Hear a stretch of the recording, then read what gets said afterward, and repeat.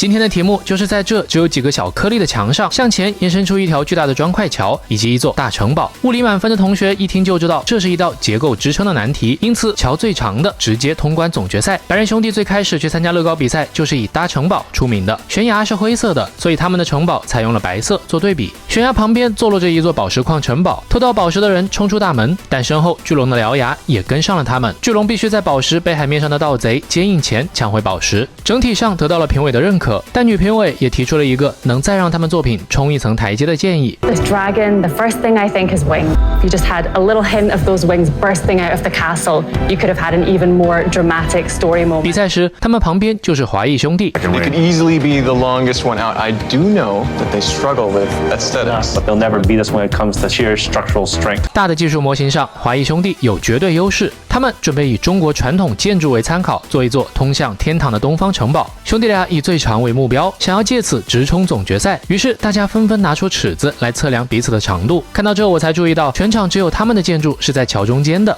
其他选手都是倚靠后方墙壁支撑点，这无形中是将承重难度翻了个倍。We always want to go out strong. By that same token, now what is the story specifically we're trying to tell? 其实这个作品是弟弟为了纪念因癌症离世的摩托车朋友而创作的。He rode off into the sunset before me. 仔细看悬崖的旁边，他们还有几个支撑点没有用，确实是炫技的一种了。虽然故事上关联度不够大，但最后因为他们技术过硬，以最长的一组成绩直接保送进了下一期总决赛。The most terrifying part about this challenge is that our bridge could fall over.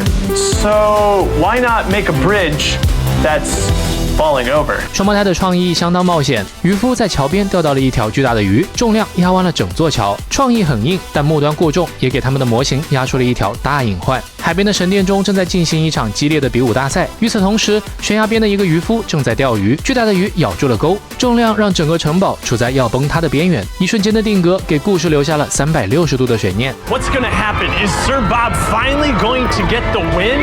Is the whole thing going to come crashing down? Will that guy catch that fish and will it taste good? 视觉上，他们赢在城堡采用了黄棕、淡绿3种和平宁静的临近色，童话感一下就出来了。用摇摇欲坠的悬崖带出一系列的故事，基本集齐了3个评判标准：美学、故事、技巧的满分要素。但物理不好的选手，就像妈妈组，在这一集就吃了大亏。他们准备做一个卡纸城堡，熊孩子在搬家的纸箱中创造自己的世界。他们这一集技术完全脱节了创意，搭建成的纸箱更像鸟窝，长度上也基本无缘总决赛。他们的作品也让人重新意识到这一集的难度。最后进入总决赛的是3个亲兄弟组合，他们刚好擅长3个不同领域：华裔的机械工程、双胞胎的创意设计、白人兄弟的美观与故事。下一集终极挑战。